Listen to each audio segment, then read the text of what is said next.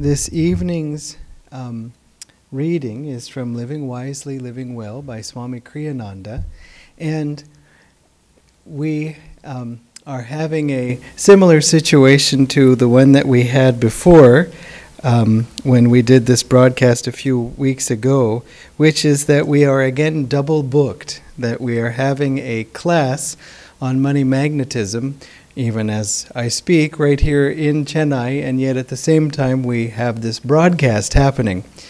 And so I was again faced with how can I combine these two in a relevant way to sort of talk about Kundalini in the spine and say, yes, it's also money magnetism, or to talk about money and also just hope it related to the day's topic. So I changed the topic. This is from money magnetism. It's not for today's date, but it's from a previous date in February that we did not cover this year. And it reads as follows. In case you're following along, it happens to be February 9th. Never lend money unless you can feel in your heart that you are giving the money away. This practice will spare you much pain. For, as Shakespeare through Polonius said, loan oft loseth both itself and friend. Tell God that you place the money in His hands. He will see to it that you don't lack in consequence. Be sensible, however, in your lending. Try to ensure that the help you give goes to someone whose need is real. Reflect on those movie actors who carelessly gave away large amounts of the money they were earning, but who years later died in penury, which means in supreme poverty. Now, this at first stands alone as a teaching just in itself, just relating to the practice of lending money. And it's something to bear in mind, as Swamiji was referring to Shakespeare's quote, loan often loseth both itself and friend. And this is, if this was observable in the 1500s in England when Shakespeare was writing, and who knows who he was borrowing it from 500 years before him maybe. And even if not, I'm sure there's some statement in the Vedas to the same effect. Because there's a lot of aspects to it, and without going too deeply into them, because on the one hand, it may be, well, I'm not in the practice of loaning money anyway, and I will talk about how this can be related to other parts of our lives. The other aspect is that what happens when we are loaning money? In fact, a friend had asked me this very question, that what is the right attitude to have about giving loans? Because I have given loans before, and sometimes, he said, if people don't pay it back right away, or if there's some trouble paying back, or I don't like having to be the one to remind them, but on the other hand, if they don't pay it, I feel uncomfortable as well, and not talking about it is complicated, talking about it is complicated, and so on, especially when it's a friend. Maybe this is why people invented banks, just to have some kind of third party. I don't think that's the reason. But it's very important to look at your, as Swamiji said, this practice of if you're going to lend money, just see that you are giving it away. Again, we would like to convince the banks of this too. But that it will spare you much pain otherwise. So in other words, if you're not comfortable feeling that in this loan I am giving this money away, then don't give it. Because you are putting the friendship at risk if you make a loan that you are going to be emotionally attached to. Of course, we all understand the person receiving the loan has every even sort of karmic obligation to pay it back. And yet, so if you are concerned at all about affecting your peace of mind and affecting also your friendship, then it may be better not to give the loan. Now, of course, the argument can come up that, yeah, but then if I don't loan the money, then I may lose the friendship anyway. Because they'll say, see how much money you have and you could stand to lend me some. Well, if they get upset because you won't loan the money, then they're not friends anyway. They're not your friend anyway. If we can put a condition on our behavior, something like this, where in friendship someone expects of the other, then it's not friendship. This, in fact, is why Yoganandaji said friendship is the most pure of all relationships, because there is no obligation. There is no expectation, or at least there shouldn't be. When you have a mother and a child, that love is a beautiful love, but of course there is a certain amount of obligation. The child says, "Amma, you better feed me, and if you don't want to, you should have thought of that earlier, because now that I'm here, it's time to feed me." And if the child, then the mother says, "That's nice, and I feed you, and I love you unconditionally, but you should obey these few wishes of mine." Each dosa is one more link in the chain. And so there is a certain sense of obligation, of expectation. And the same thing even with the love between two people, husband and wife, for example, is to say, look, I picked you out of the whole lot. And so now I'm stuck with you and you're stuck with me. And so therefore you could at least do this and this, because there are no other options. And so, of course, there are positive aspects to it too. But what I mean is there's this sense of expectation that you owe me, after all. And there isn't that with friendship. You can have as many friends as you like. It's not exclusive. And really in friendship, that friendship should be freely given. It's not something we're born into, and it's not something that we're stuck with. And so that's why I say if not loaning money to somebody is going to make them not your friend because they have that expectation that you ought to, then it isn't friendship. And better to find out that way than to lose the friend and the loan, both. So I'm sorry, I don't mean to make light of it. It can be quite a painful thing. So the point is you first have to look at your own peace of mind. And this is actually related to what we were talking about earlier with Living Wisely, Living Well about a month ago.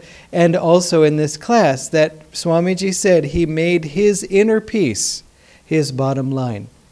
And so weigh all things against your level of inner peace. And if you feel, I can't do this and keep my peace, then don't. Now you could argue, well, what if Divine Mother says that you'd better do this and I don't care about your inner peace, maybe not giving a loan, but because I want you to grow beyond your comfort zone. And of course that's true, but she has a way of seeing that her wishes get carried out. So if you resist her, you will find that somehow the same thing is still happening, even though, hey, we had an agreement about my inner peace. And she says, I never agreed, and explodes whatever attachment or situation we're in. So in that case, we then go along with it and say, my inner peace is to go along with your wishes because that's what's going to happen anyway. So I might as well just relax and say, oh yes, I love all of these problems. Excellent. Thank you, Divine Mother. And could I have some sugar also to sprinkle? No? Okay, no, fine, no sugar, no. Fine. And because she's helping us to grow, and that is in fact the real sugar, the real sweetness, is that we do more than we thought we could. One more comment about this thing on giving a loan. You know, the loan, I'm talking from the lender's perspective, but there's also the borrower's perspective. It can be difficult. Suppose you have a lender, so your friend, one friend giving a loan who's completely detached and does feel like, in fact, Swami Kriyananda said, he himself personally, he said, when I give a loan to somebody, I just feel that I'm giving it away. I don't feel that, I don't have any expectation that they'll pay it back. He didn't necessarily tell them that when lending the money, but that is how he felt inside. And so he really felt, I'm giving it to God through this person. God is asking me through this person. If I feel to give, then I give it to God through that person.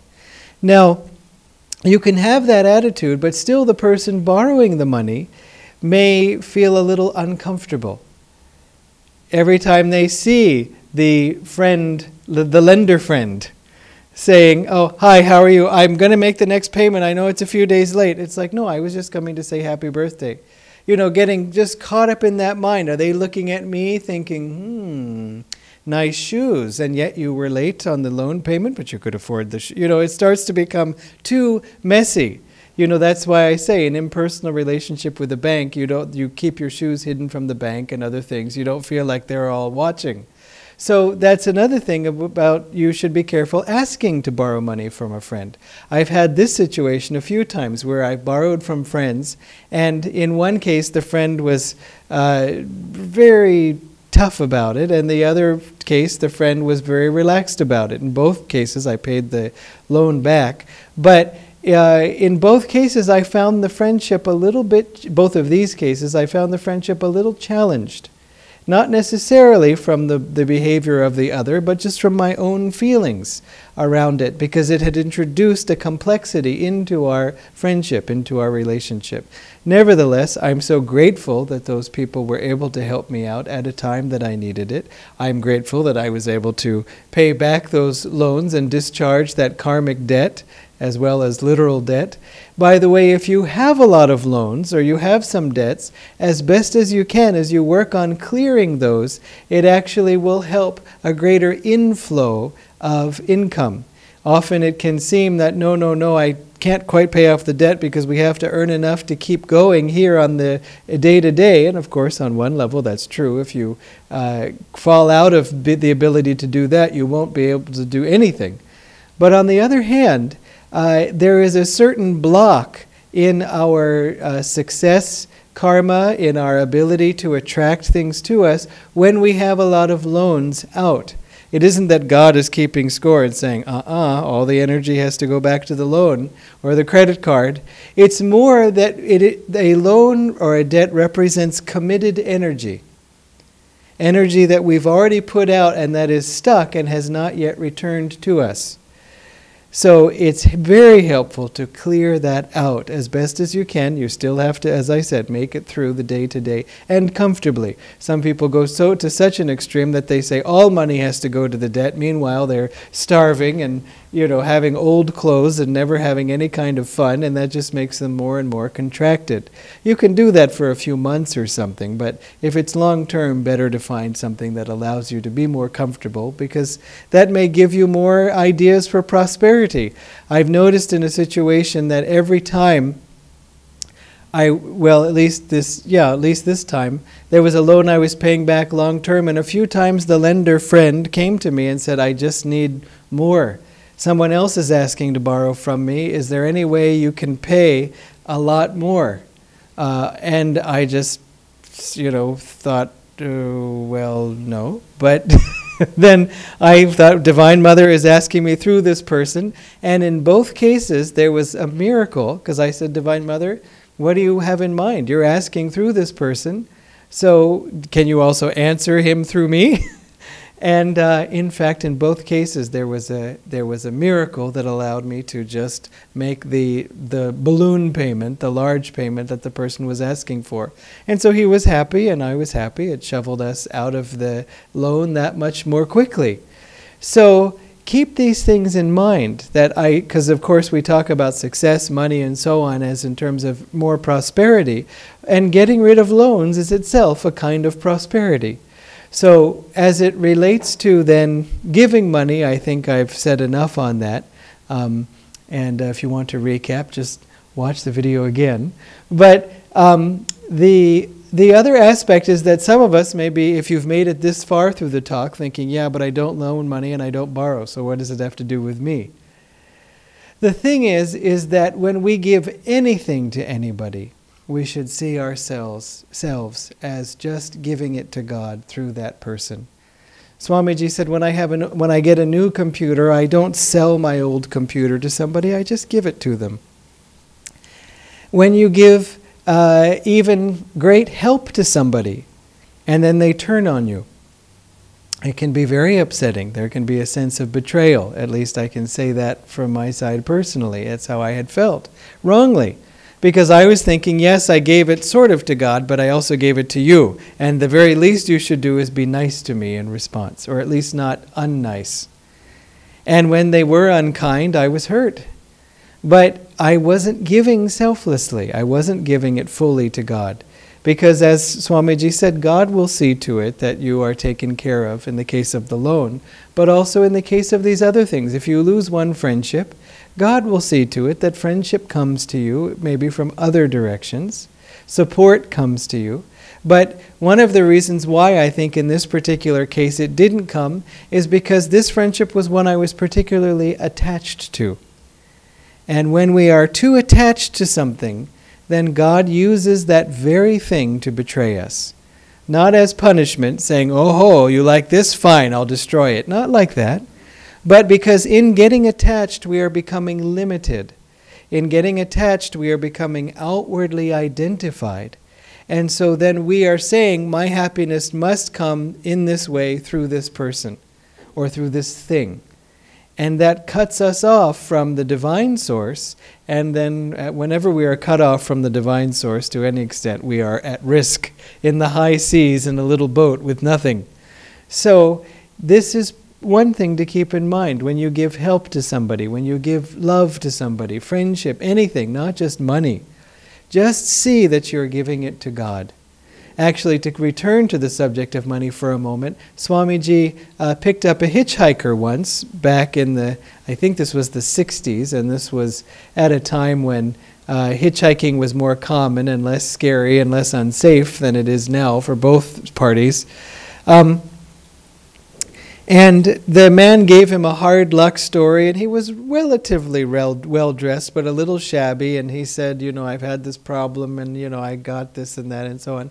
And so he asked Swamiji for some money, and Swamiji gave him half of what he had in his wallet then. And the man said, please give me your address, because I want to be sure to return this money to you so you don't lose your faith in human nature. And Swamiji said, listen, if I'd had any faith in human nature, I would have lost it long ago. He said, I'm giving this money to God. I'm giving it to Him through you. And He will see to me that I get it back or that I'm taken care of, and whether you return it or not. And Swamiji added, the man didn't return it, in fact.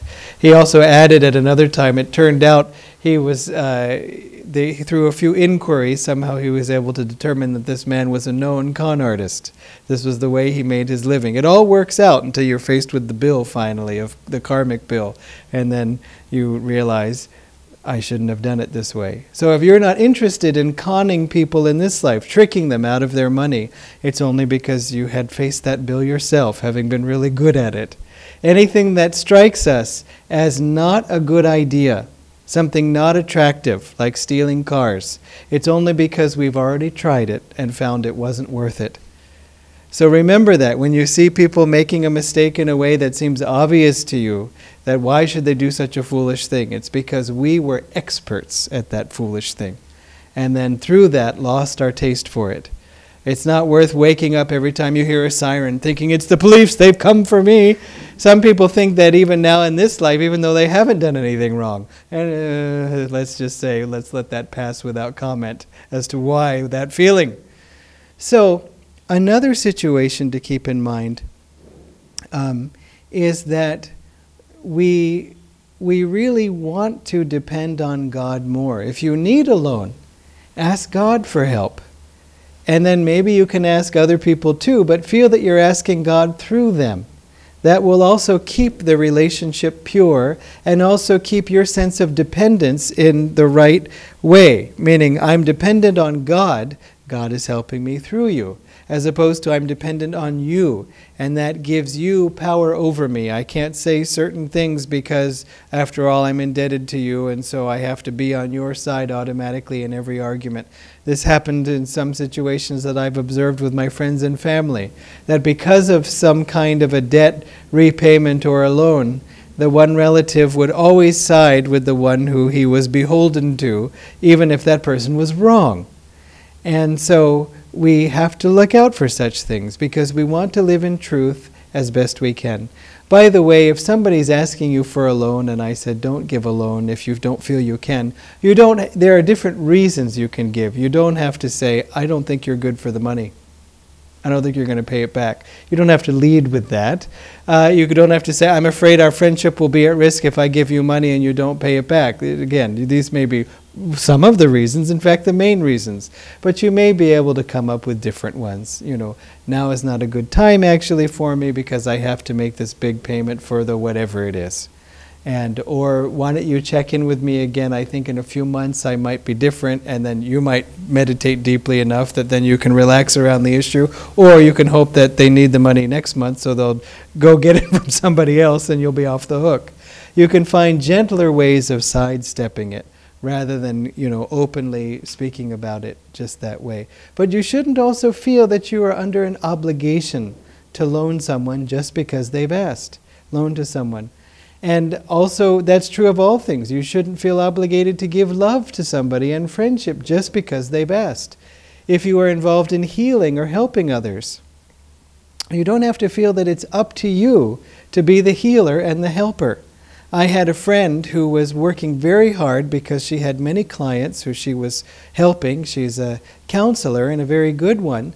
But she was filling up her whole schedule with them and some volunteer work that she was doing to help other people and so on. And she saw the need, and the need was great. And she was not only doing everything she could to help them, but she was also perhaps, she was overdoing it, and she was feeling that she was overdoing it, and in some sense she was feeling responsible or guilty if she couldn't keep up with all of the demands. And then finally, I mean, when she brought this up to me, I said, yes, and that's just here. What about all the people in Karnataka? Who aren't being helped at all by you. And then after that, there's the Andhra people and Telangana, and there are all these, there's so many people that you're not helping. And then she understood. I said, look, God is helping the people through you. It's your privilege, but you don't have to die on the front lines for their sake. You won't be any good to them afterwards. Be dead. And they'll just have to go find somebody else. So do your bit. But remember, God is doing it through you. And God will take care of them. God will loan the friend the money through somebody else if you're not comfortable doing it. On the other hand, as I said, I don't want to give the impression that this is a contractive teaching, that unless you can feel comfortable, don't do it. Maybe you find a small way to experiment, like, well, I might be comfortable lending somebody this amount, or I might be comfortable giving somebody this amount of energy, and then if that doesn't return to me or if whatever, I don't care. And see if you can take small steps to try to really live in that freedom. Because if you're really that contractive or concerned in this way, again, it's legitimate, especially if you've been hurt. But it might be helpful to play with that a little bit. I, for example, was very concerned about ever being in debt. And so I worked really hard to stay out of debt. And then finally, I went gloriously into debt. And I just felt very uncomfortable by it. And I thought, but I've worked so hard to avoid this and so on. Why is it happening? And it taught me a good lesson. Because part of my peace of mind was dependent on the fact that I not be in debt. And as soon as I was, there went my peace of mind. And so I had to learn to have debt and peace of mind at the same time. And hope that my creditors also had peace of mind as related to me too. But in this way, I learned not to, that happened many times. Then I got out of debt and said, okay, thank God, never again. Whew. And then again, it happened. And so I learned then to be at peace, to meet the obligations as I needed to not be overly disturbed or be too hard on myself with whatever, just because of this particular situation or any other. I'm still working on the any other, but the point is that when you do it in one thing, then you can do it in many things. That why should I let this behavior or this circumstance define me? Do you see what I mean? So in all your dealings with people, feel that you are giving to God through them, and that God is reimbursing you through maybe somebody else, maybe just directly, maybe from that sense of freedom. And in any case, the more you can be in love with God, the more you will find that the ultimate satisfaction. God bless you.